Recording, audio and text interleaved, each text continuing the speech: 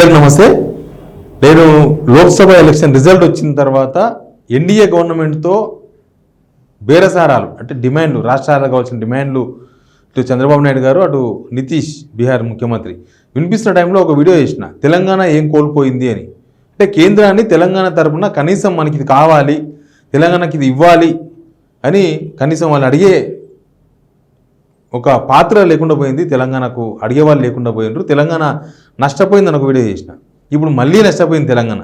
ఎట్లా నష్టపోయిందంటే ఎన్డీఏ గవర్నమెంట్లో ఉన్న వీళ్ళు సాధించుకున్నారు ఏపీ అండ్ బీహార్. తెలంగాణకు మాత్రం ఏమీ రాలేదు. ఏమొచ్చినాయంటే ఏపీకి అమరావతి కోసం 15,000 కోట్లు రాజధాని నిర్మించుకోండి అని చెప్పి 15,000 కోట్ల రూపాయలు కేటాయించారు. తర్వాత పోలవరం ఆల్రెడీ జాతీయ హోదా ఉంది, 90% కేంద్ర ప్రభుత్వ నిధులు సమకూరుస్తుంది, మిగతా 10% మాత్రమే రాష్ట్రం పెట్టుకోవాలి.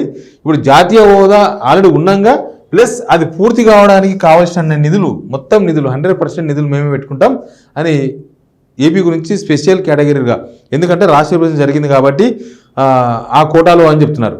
రాష్ట్ర విభజన జరిగిన కోటాలో రాష్ట్ర విభజన జరిగిందంటే తెలంగాణ ఉన్న లబ్ధి పొంది, తెలంగాణ లాభపడి, తెలంగాణ అంతా ఉప్పొంగి పొంగి పొర్లి విభజన జరిగిందా? తెలంగాణ తీవ్రంగా నష్టపోయి దీన్ని తీవ్రంగా పీల్చుక తిన్నందుకే కదా తెలంగాణ తీసుకొచ్చుకున్నది. తెలంగాణ కొట్లాడి ఇంతమంది చనిపోయి ఇంత పెద్ద ఉద్యమం చేసి తెలంగాణ తీసుకుని నష్టపోయాం కాబట్టి, నష్టపోయిన వాళ్ళు మనం, కానీ మనకేం లేదు. అప్పటి నుంచి లాస్ట్ 9.5 years 10 yearsలో అదే పరిస్థితి, 10 years ఇప్పుడు మళ్ళీ అదే సిచ్యువేషన్కి వచ్చినాం. ఇప్పుడు ఏంటంటే ఇప్పుడు పోలవరంకు మళ్ళీ నిధులు ఇస్తారంట. మన దగ్గర మాత్రం ప్రాణహిత చేవెళ్ళకు జాతీయ హోదా కావాలని ఎప్పటి నుంచో డిమాండ్. ఇది ఇప్పుడు కాదు, ప్రాణహిత చేవెళ్ళ డిమాండ్ అనేది ఉమ్మడి రాష్ట్రంలో తెలంగాణ ఉద్యమంకి వెళ్ళింది. అప్పుడు ఎట్లా ఇవ్వలేకపోయినారు? కనీసం పాలమూరు రంగారెడ్డి కన్నా ఇవ్వచ్చు కదా. పాలమూరు రంగారెడ్డి ఇంకా పూర్తి కాలేదు. కాళేశ్వరం అంటే ఆల్మోస్ట్ 2 TMC వరకు పూర్తయింది. పాలమూరు రంగారెడ్డికి నిధులు ఇవ్వచ్చు కదా, ఇక్కడ గవర్నమెంట్ కూడా ఆదుకోవచ్చు కదా, ఇక్కడ కూడా తెలంగాణకు కూడా కొన్ని డబ్బులు కేటాయిస్తే మంచిగా ఉండే కదా. అసలు ఎక్కడ ప్రాబ్లం ఉందో, ఎక్కడ లోపం ఉందో మీరే అర్థం చేసుకోవాలి. అట్లా మనకి ఏ ప్రాజెక్ట్ కూడా జాతీయ హోదా లేకుండా పోయింది. ప్లస్ ఇంకొకటి చెప్పిండ్రు వీళ్ళు, వెనుకబడిన జిల్లాలకు ప్రత్యేకమైన నిధులు ఇస్తారంట. వెనుకబడిన జిల్లాలు కేవలం ఏపీలో మాత్రమే ఉన్నాయా? తెలంగాణలో లేవా? మొత్తం 33 జిల్లాలు అన్ని సమాన స్థాయిలో అన్ని ముందంజలో ఉన్నాయి తెలంగాణలో ఉమ్మడి మహబూబ్నగర్ జిల్లా ఒకప్పుడు వెనుకబడిన జిల్లా, కొంత గ్రోత్ అయింది, అక్కడ ఉంది. అది దాన్ని మళ్ళీ వదిలేస్తే అది ఎక్కడ పోతుందో తెలియదు. ఇట్లే ఆదిలాబాదు కొన్ని గూడాలు ఉన్నాయి, అక్కడ చాలా ఉన్నాయి. ఆ వెనుకబడిన జిల్లాలకు కేవలం ఏపీకి మాత్రమే ఎందుకు కేటాయించారు, తెలంగాణలో ఎందుకు కేటాయించలేదు? ఇక్కడ నుంచి రిపోర్ట్ ఇవ్వలేదా గవర్నమెంట్ ఇక్కడ వెనుకబడిన జిల్లాలు ఉన్నాయని?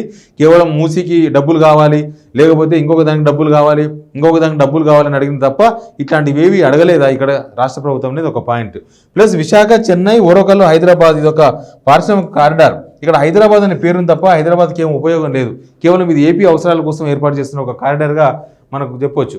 ఇంకా బీహార్కి వస్తే హైవేస్కు 26,000 కోట్లు, హైవేస్ కోసం అక్కడ 26,000 కోట్ల రూపాయలు బీహార్కు కేటాయించారు. Plus Patna Pune express way ప్రకటించారు. తర్వాత గంగానది మీద 2 lanes వంతెన, వరద నష్టం 11,500 కోట్లంట. వరద నష్టం బీహార్కు 11,500 కోట్లు. నాకు తెలిసి మన తెలంగాణ వచ్చిన తర్వాత తెలంగాణకు చాలాసార్లు వరదలు వచ్చినాయి, చాలాసార్లు నష్టం కూడా జరిగింది. కానీ సెంట్రల్ నుంచి ఇంత పెద్ద మొత్తంలో ఫండ్ వచ్చిన సందర్భాలు ఎప్పుడు కూడా లేవు. కేవలం ఎలక్షన్స్ టైంలో మాత్రమే కొంత హడావిడి చేసి ఏదో వచ్చినట్టు, అక్కడి నుంచి ఎవరో సెంట్రల్ బృందం వచ్చి ఇక్కడ పర్యటించినట్టు, ఇక్కడ నుంచి ఏదో ఒక లెటర్ ఎక్స్పెక్ట్ చేస్తున్నట్లుగా, అక్కడి నుంచి ఏదో వస్తున్నట్లుగా ఒక వ్యవహారం జరిగింది తప్ప తెలంగాణకు పైసలు రాలేదు. ప్లస్ అక్కడ ఇంకా ఎయిర్పోర్ట్లు అంట, మెడికల్ కాలేజెస్ అంట, 2,400 మెగావాట్లకు సంబంధించిన పవర్ జనరేషన్ కంపెనీకి 21,000 కోట్ల రూపాయలు కేటాయించిన బీహార్కి. ఈ రెండు ఏపీ అండ్ బీహార్, ఈ రెండు ప్రభుత్వాలు కూడా ఎన్డీఏ గవర్నమెంట్లో ఉన్నాయి. వాళ్ళు సాధించుకున్నారు, దానిలో ఉండి మిత్ర స్నేహం ఏమంటారు దాన్ని, మొత్తానికి సాధించుకున్నారు. ఇక్కడ తెలంగాణకు వచ్చే వరకు ఏం రాయాలో నాకు అర్థం కాలేదు. తెలంగాణ కోసం ఏమి ఇవ్వలేదు. అసలు తెలంగాణ అనే వర్డ్ పార్లమెంట్లో వినబడలేదు. పార్లమెంటులో బడ్జెట్లో, నిర్మలా సీతారామన్ గారి బడ్జెట్లో తెలంగాణ అనే పేరే లేదు. రాష్ట్ర విభజన జరిగినప్పుడు, రాష్ట్ర విభజనకు జరిగింది కాబట్టి నిధులు కేటాయిస్తామని చెప్తున్నప్పుడు కనీసం తెలంగాణ కూడా ఉంది అని పక్కన గుర్తు చేసుకోవాలి కదా. కనీసం తెలంగాణ కూడా ఉంది, తెలంగాణ కూడా ఏదైనా ఇవ్వాలి. తెలంగాణ కూడా కొన్ని డిమాండ్స్ పెట్టింది, 10 సంవత్సరాల నుంచి డిమాండ్ పెడుతున్నారు. తెలంగాణ కూడా ఏదైనా ఇవ్వాలని, తెలంగాణకి ఎన్ని ఇవ్వాలి? చాలా ఇవ్వాలి. తెలంగాణకి ఏమీ ఇవ్వలేదు. తెలంగాణకి ఏమనంటే ఇక్కడ నుంచి కేవలం ట్యాక్సులు తీసుకోవడమే తప్ప అక్కడి నుంచి వచ్చేది ఏం లేదు. ఇప్పుడు ఏమైందంటే మన దగ్గర 8 మంది బీజేపీ ఎంపీలు ఉన్నారు, తర్వాత ఇంకొక 8 మంది కాంగ్రెస్ ఎంపీలు ఉన్నారు. రాజ్యసభలో బీఆర్ఎస్ ఎంపీలు ఉన్నారు, 4 ఏమో ఉన్నారు. మళ్ళీ వీళ్ళందరూ ఇప్పుడు ఏం చేస్తారో తెలియదు. బీజేపీ ఎంపీలు వాళ్ళ సొంత ప్రభుత్వాన్ని మోడీని అడుగుతారా? తేవాలి కదా. ఇప్పుడు కేంద్ర మంత్రులు ఇద్దరున్నారు ఇక్కడ. కిషన్ రెడ్డి గారు ఉన్నారు కేంద్ర మంత్రి, సహాయ మంత్రి బండి సంజయ్ గారు ఉన్నారు. మరి వాళ్ళిద్దరు కేంద్ర మంత్రులు, ఇంకొక 6 మంది ఎంపీలు ఉన్నారు. అసలు మొన్ననే కదా తెలంగాణలో 8 మంది ఎంపీలు ఇచ్చిండ్రు. కాంగ్రెస్ సమానంగా బీజేపీకి ఎంపీలు ఇచ్చిండ్రు. బీఆర్ఎస్కు గుండు సున్నా అయిపోయినాయి కదా. బీఆర్ఎస్కి వచ్చే ఎంపీలు కూడా మీకే వచ్చినాయి కదా, బీజేపీకి వచ్చినాయి కదా. కాంగ్రెస్కి ఇంకా 2-3 సీట్లు వచ్చాయి, అవి కూడా మీకే వచ్చినాయి కదా బీజేపీకి. అన్ని సీట్లు ఇచ్చిన తర్వాత కూడా 8 ఎంపీ సీట్లు ఇచ్చిన తర్వాత కూడా అసలు తెలంగాణ అనే వర్డ్ పార్లమెంట్లో వినకపోవడం, తెలంగాణకు పలానా ఇస్తున్నామని చెప్పి బడ్జెట్లో ఎక్కడ చెప్పకపోవడం. మనది ఏమన్నా బాగా ఉన్న జిల్లా ఉన్న రాష్ట్రమా? మనది ఆ రాష్ట్రమే, మనది అట్లాంటి రాష్ట్రమే. కింద మీద పడుకుంటూ వస్తున్నాం. అట్లాంటి రాష్ట్రానికి కేటాయించాలి కదా, ఏమీ లేదు. దీని మీద బీజేపీ ఎంపీలు ఏం స్పందిస్తారో చూడాలి. కేంద్ర మంత్రులు ఇద్దరు వాళ్ళే మాట్లాడతారో చూడాలి. 8 మంది కాంగ్రెస్ ఎంపీలు ఉన్నారు. కాంగ్రెస్ కూడా ఫస్ట్ టైం తెలంగాణ వచ్చిన తర్వాత 8 ఎంపీలు గెలిచిండ్రు.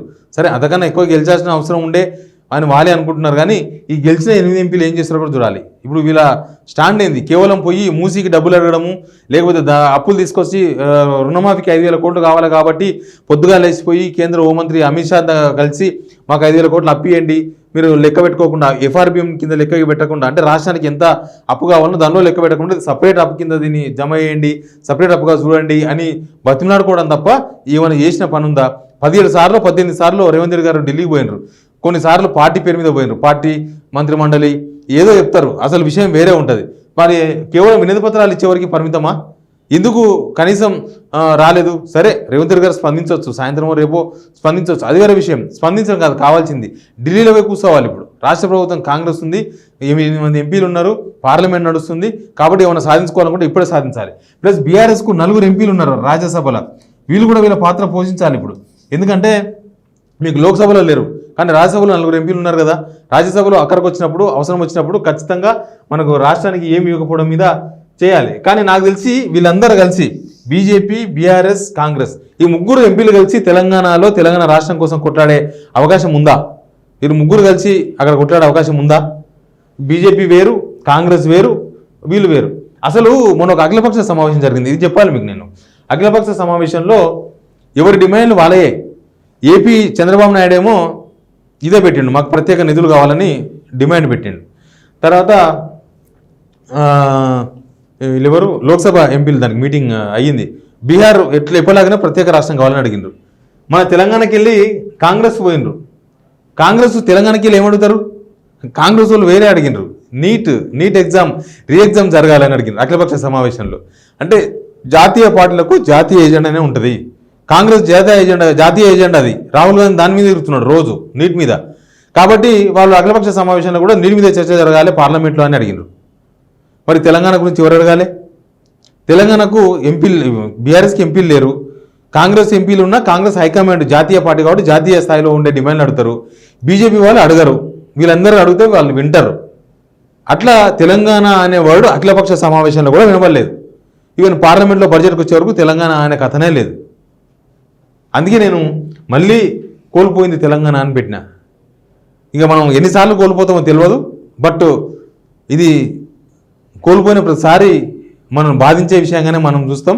బట్ బీజేపీ కేంద్ర ప్రభుత్వం, రాష్ట్రంలో ఉన్న రాష్ట్ర ప్రభుత్వం, ఎంపీలందరూ కలిసి తెలంగాణకు ఏదో ఒకటి సాధించండి అని కోరుకోవడం తప్ప మనకేం మిగలలేదు. Please subscribe signal TV.